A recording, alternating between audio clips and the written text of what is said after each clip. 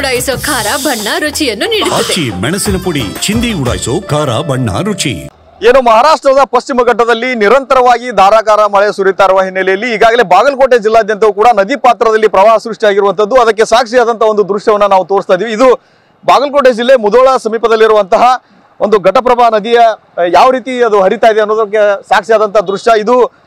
ಅಂದ್ರೆ Mudhol to Yadawad bridge ಅಂತ ಇದನ್ನ ಕರೀತಾರೆ. ಅಂದ್ರೆ ಇಲ್ಲಿಂದ ಬೆಳಗಾವಿ ಜಿಲ್ಲೆ ಯಾದವಾಡಿಗೆ ಸಂಪರ್ಕ ಕಲ್ಪಿಸುವ ಮಧ್ಯದಲ್ಲಿರುವಂತಹ ಒಂದು ಘಟಪ್ರಭಾ ಸೇತುವೆಯ ಪಕ್ಕದಲ್ಲಿ ಹರಿತಾ ಇರುವಂತಹ ಘಟಪ್ರಭಾ ನದಿಯ ಒಂದು ಅಬ್ಬರ ಎಷ್ಟು ಮಟ್ಟಿಗೆ ಇದು ಇದೆ ಅನ್ನೋದನ್ನ ನಾವು ತೋರಿಸ್ತಾ ಇದೀವಿ. ಈಗಾಗಲೇ ಏನು ನದಿಯಲ್ಲಿ ನೀರಿನ ಪ್ರಮಾಣ ಭಾರಿ ಪ್ರಮಾಣದಲ್ಲಿ ಏರಿಕೆ ಆಗಿರುವಂತದ್ದು. ಇದರಿಂದ ಇದು ಮುಧೋಳ ಭಾಗದಲ್ಲಿ ಮತ್ತು ರಬಕವಿ ಬನ್ನಟ್ಟಿ ಭಾಗದಲ್ಲಿನೇ ಸುಮಾರು ಒಂದು 10 ಸೇತುವೆಗಳು ಅಂದ್ರೆ ಕಿರು ಸೇತುವೆಗಳು ಜಲಾವೃತವಾಗಿ ಗ್ರಾಮಕ್ಕೆ ಸಂಪರ್ಕ ಕಲ್ಪಿಸುವ ಒಂದು ಸಂಪರ್ಕ ಕೊಂಡಿಯಂತ ಸೇತುವೆಗಳು ಜಲಾವೃತವಾಗಿ ಸಂಪರ್ಕ ಬಂದ್ ಆಗಿರುವಂತದ್ದು. ಈಗ ಏನು ವಿಶಾಲವಾಗಿ ಏನು ಘಟಪ್ರಭಾ ನದಿ ಹರಿತಾ ಇದೆ, ಅದರ ಅಕ್ಕಪಕ್ಕದಲ್ಲಿರುವಂತಹ ಸುಮಾರು 100 ಎಕರೆ ಪ್ರದೇಶದಲ್ಲಿ ಇರುವಂತಹ ಬೆಳೆಗಳು ಕೂಡ ಜಲಾವೃತವಾಗಿದೆ.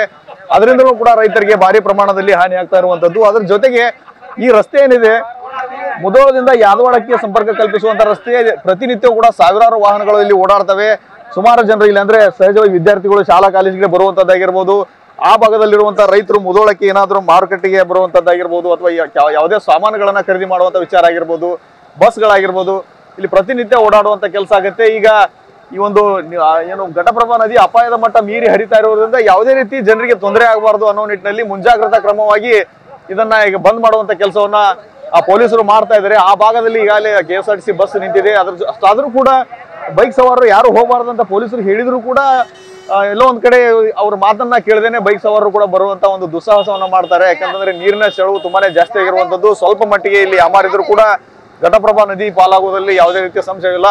ಆ ಒಂದು ವಿಚಾರಕ್ಕೆ ಸಂಬಂಧಪಟ್ಟಂತೆ ಸಾರ್ವಜನಿಕರು ಕೂಡ ಇಲ್ಲಿ ಪೊಲೀಸರಿಗೆ ಆಗಿರ್ಬೋದು, ಜಿಲ್ಲಾಡಳಿತವಾಗಿರ್ಬೋದು ಮತ್ತು ಪ್ರವಾಹವನ್ನ ನಿಯಂತ್ರಣ ಮಾಡ್ಲಿಕ್ಕೆ ಯಾವೆಲ್ಲ ತಂಡ ಏನು ಕೆಲಸ ಮಾಡ್ತಾ ಇದೆ ಅವರಿಗೆ ಸಹಕಾರ ಕೊಡುವುದು ಕೂಡ ತುಂಬಾನೇ ಮುಖ್ಯವಾಗಿರುತ್ತೆ. ಆ ನಿಟ್ಟಿನಲ್ಲಿ ಎಲ್ಲರೂ ಕೂಡ ಏನು ಸಹಕಾರಾತ್ಮಕವಾಗಿ ವಿಚಾರ ಮಾಡಬೇಕು. ಪ್ರತಿ ಸಾರಿಯೂ ಕೂಡ ಈ ಪ್ರವಾಹ ಬಂದಂತ ಸಂದರ್ಭದಲ್ಲಿ ಏನು ಘಟಪ್ರಭಾ ನದಿಯ ನೀರಿನ ಪ್ರಮಾಣ ಸುಮಾರು ಒಂದು 50 ರಿಂದ 60 ಸಾವಿರ ಕ್ಯೂಸೆಕ್ ದಾಟಿತಂದ್ರೆ ಈ ಸೇತುವೆ ಬಂದ್ ಆಗುತ್ತೆ.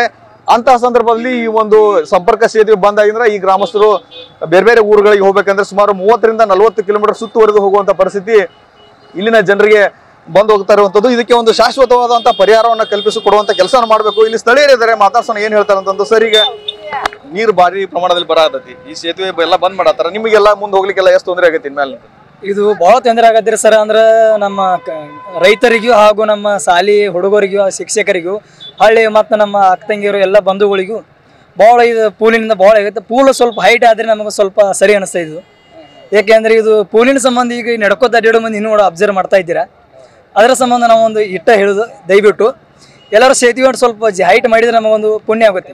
ಈಗಿನ ರಸ್ತೆಗೆ ನಿಮ್ಮ ಸಂಚಾರ ಬಂದ್ ಮಾಡಿಬಿಟ್ರೆ ಮಕ್ಕಳೆಲ್ಲ ಶಾಲೆಗೆ ಬರ್ತಿರ್ತಾರೆ, ಬೇರೆ ಅದೆಲ್ಲ ಬಂದ್ ಆಗ್ಬಿಡುತ್ತಲ್ಲ, ಎಲ್ಲ ತೊಂದರೆ ಆಗುತ್ತೆ ಅಂತಂದ್ರೆ ಶಾಲೆನ ತೊಂದರೆ ಇದನ್ನಾಗಿತ್ತು. ಶಾಲೆನ ರಜೆ ಕೊಡತ್ತಿದ್ದಾರೆ, ಮಕ್ಕಳು ಅಭ್ಯಾಸ ಇದನ್ನು ತೊಂದರೆ ಆಗುತ್ತಿದೆ. ಅದರ ಸಂಬಂಧ ನಾವು ಒಟ್ಟು ರಿಕ್ವೆಸ್ಟ್ ಮಾಡ್ಕೋದು ಒಂದೇ. ಆ ಭಾಗದ ಜನರು ಸಪೋಸ್ ಮುಧೋಳಕ್ಕೆ ಬರ್ಬೇಕಂದ್ರೆ ಹೆಂಗ್ ಸುತ್ತೋರ್ ಬರ್ಬೇಕು, ಚಿಚ್ಕಂಡಿಂದ ಹಂಗೆ ಬರೋದಾಕತಿಲ್ರಿ. ಇಲ್ಲಿ ಅಂದ್ರೆ ಇಲ್ಲಿ ಬಸ್ ಇಲ್ಲಿ ಬಿಟ್ಟು ಅವ್ರು ನಡ್ಕೋದು ಬರೋದಾಕತ್ರಿ. ಅದರ ಸಂಬಂಧ ರೀ ಒಟ್ಟು ಯಾರೇ ಆದ್ರು ಹೈಟ್ ಆದ್ರೆ ಸ್ವಲ್ಪ ಎತ್ತರ ಮಾಡಿದ್ರೆ ನಮಗೆ ಪೂಲ್ ಇದನ್ನು ಎಲ್ಲರಿಗೂ ಒಟ್ಟು ಸ್ವಲ್ಪ ಒಳ್ಳೇದಾಗತ್ತೆ ನಮಗೆ. ಇದಿಷ್ಟು ಸ್ಥಳೀಯರ ಮಾತು. ಯಾಕಂದ್ರೆ ಪ್ರತಿ ಸಾರಿ ಪ್ರವಾಹ ಬಂದಂತಹ ಸಂದರ್ಭದಲ್ಲಿ ಇದೇ ಪರಿಸ್ಥಿತಿ. ಯಾಕಂದ್ರೆ ಈ ಒಂದು ರಸ್ತೆ ಜಲಾವೃತವಾದ ನಂತರ, ಈ ಸೇತುವೆ ಜಲಾವೃತವಾದ ನಂತರ ಈ ರಸ್ತೆಯನ್ನ ಬಂದ್ ಮಾಡಿಬಿಡ್ತಾರೆ. ಇಂತಹ ಸಂದರ್ಭದಲ್ಲಿ ಆ ಭಾಗದ ಹಳ್ಳಿಗಳಿಂದ ಬರಬೇಕಾದಂತಹ ಜನರು ಸುತ್ತಲೂ ಸುಮಾರು ಒಂದು 30 ರಿಂದ 40 ಕಿಲೋಮೀಟರ್ ಸುತ್ತುವರೆದುಕೊಂಡು ಬರುವಂತಹ ಪರಿಸ್ಥಿತಿ ಆಗುತ್ತೆ. ಅದಕ್ಕೆ ಇದಕ್ಕೊಂದು ಶಾಶ್ವತ ಪರಿಹಾರ ಅಂತಂದ್ರೆ ಈ ಸೇತುವೆ ಎತ್ತರ ಪ್ರಮಾಣವನ್ನ ಇನ್ನೂ ಹೆಚ್ಚಿನ ಮಟ್ಟಕ್ಕೆ ಎತ್ತರಿಸಿ ಈ ಒಂದು ಗೋಳಾಟಕ್ಕೆ ಏನೋ ತಪ್ಪಿಸುವಂತ ಕೆಲಸ ಮಾಡಬೇಕು ಅನ್ನೋ ಮಾತನ್ನ ಇಲ್ಲಿನ ಸ್ಥಳೀಯರು ಹೇಳ್ತಾ ಇದ್ದಾರೆ. ಕ್ಯಾಮರಾಮ್ಯಾನ್ ಬಾಪು ಜೊತೆ ರವಿ ಮುಖಿ, TV9 ಬಾಗಲಕೋಟೆ.